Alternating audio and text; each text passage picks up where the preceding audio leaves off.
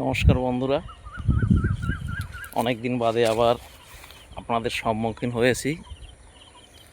সকাল 5টায় চলে এসেছি মাঠে। এখন এই কাজ করছি। প্রচণ্ড আগাছা হয়ে গেছে। এই যে এত আগাছা হয়েছে, পরিষ্কার না করলে এগুলো কিছুতেই ফসল হবে না। আর এবছর তো চাষিরা একদম ফসলের দাম না পেয়ে মরে যাচ্ছে। আলুর দাম তো একদমই নেই। চাষিরা প্রচণ্ড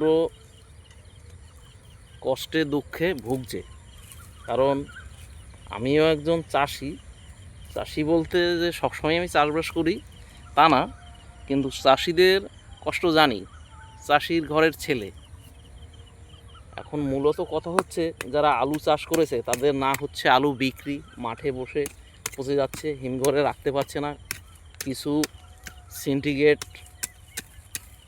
দল রয়েছে, তাদেরকে অনেক টাকা দিতে হয়। সাধারণ গরিব মানুষের সেই টাকা নেই, তারা দিতে পারে না। তাই তারা সেখানে আলুটা রাখতে পারছে না। আলু না রাখতে পারলে সেগুলো নষ্ট হয়ে যাচ্ছে। তা সেই ক্ষেত্রে তাদের খুবই কষ্ট। শুধু আলু চাষিদের না, সমস্ত চাষিরা কোনোই দাম পাচ্ছে না। সঠিক যে মূল্য, যা চাষ করতে যতটা কষ্ট, একটা সাধারণ নিম্নতম যে মজুরি, একটা মানুষ কাজ করলে 400 টাকা 500 টাকা মাঠে খাটলে তারা সেটাও পাচ্ছে না। সে মজুরি তো বাদেই দিন, চাষের যেটা খরচা, সার ঔষধ, সেইগুলো তারা পাচ্ছে না।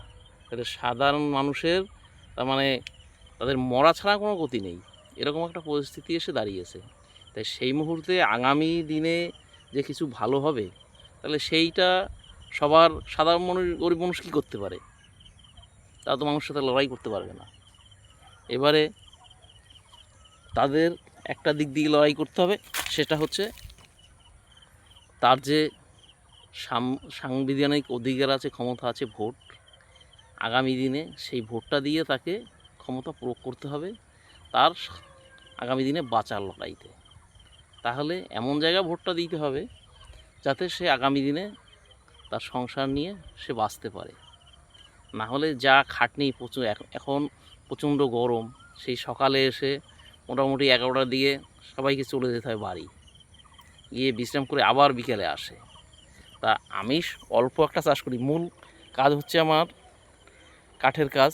তা আমি এই 2.5 কাঠা জমিতে কলা গাছ লাগিয়েছি, এই কুমড়ো গাছ লাগিয়েছি, এতে ঔষধ, সার। তা আমি নিজেই সকালবেলায় এসে কাজ করি। এগুলো মোটামুটি 7টা 7:30 5টায় আসি, 7টা 7:30 পর্যন্ত কাজ করি।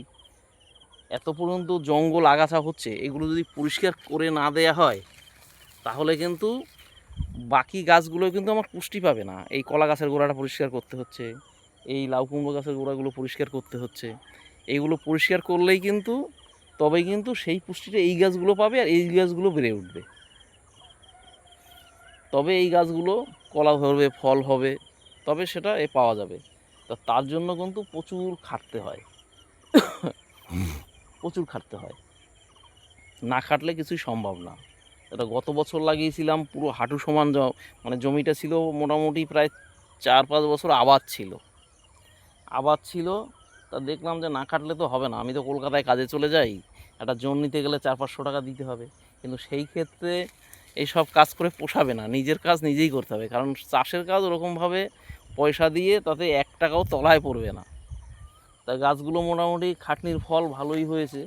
এইখানে কিছু ওই পেঁপে গাছও লাগিয়েছি, কিছু এই চাল কুমড়োও লাগিয়েছি, যা 2-4টা হবে। বর্ষার সময় কটা লঙ্কার চারাও লাগিয়েছি, কারণ বর্ষায় যা লঙ্কায় দাম হয় তাতে কিছু হলেও পাওয়া যাবে।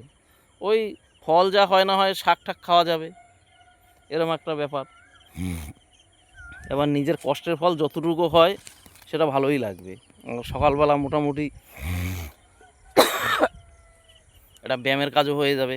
কারণ মাটির সংস্পর্শে আসাটা খুবই দরকার প্রত্যেক মানুষ। আমাদের শরীরে আর্থিন দরকার আছে, কারণ আমরা সবসময় চটি পরে থাকি, পাকা জায়গায় থাকি বেশিরভাগ। এখন গ্রামের লোকও প্রায় লোকেরই এখন মোটামুটি মেঝেটা পাকা, হয়তো ছাইডটা দেয়াল এরকম করে, কিন্তু মাটির সংস্পর্শে এখন মানুষ কমেই আসতে পারে, বিশেষ করে শহরে তো পারেই না, তারা একটু বিভিন্ন পার্কে ফার্কে ঘুরতে যায়, এরকম করে চলছে। তা আমাদের কুমড়ো গাছে দুই একটা কড়া ধরেছে, এই যে কুমড়ো ফুল, এই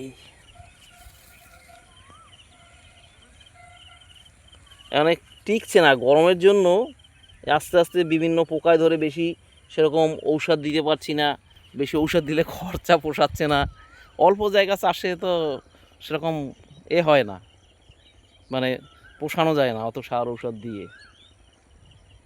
আমার পাশেই আছে পটল ক্ষেত, দেখাচ্ছি কজন সকালবেলা পটল তুলছে, পটলের অনেক ফুল রয়েছে। তো বন্ধুরা, আমি তো সাধারণ ইউটিউবার, ঠিক আছে, এবারে সেরকম অনেক দিন কন্টেন্ট করতে পারিনি, বিভিন্ন সমস্যা ছিল, এখন আজকে থেকে আবার শুরু করলাম, এখন কন্টিনিউ চলবে। আপনারা ভিডিওটা দেখবেন, আমার চ্যানেলটি সাবস্ক্রাইব করবেন, করে পাশে থাকবেন, লাইক কমেন্ট করবেন, তাহলে যদি আমি একটু আপনাদের ভালোবাসা পেয়ে একটুখানি সামনের দিকে এগোতে পারি, একটুখানি আমি আশা ভরসা পাবো এগুলো বানানোর জন্য, ভিডিও বানানোর জন্য। এই যে পাশে পটলের ক্ষেত রয়েছে প্রচুর, অনেক বড়, এই যে পটল ধরেছে, অনেক পটল।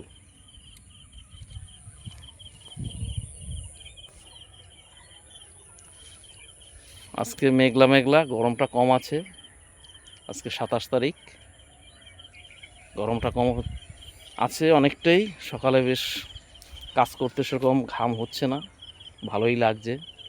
ঠিক আছে বন্ধুরা, টাটা, আবার দেখা হবে নেক্সট ভিডিওয়, ভালো থাকবেন।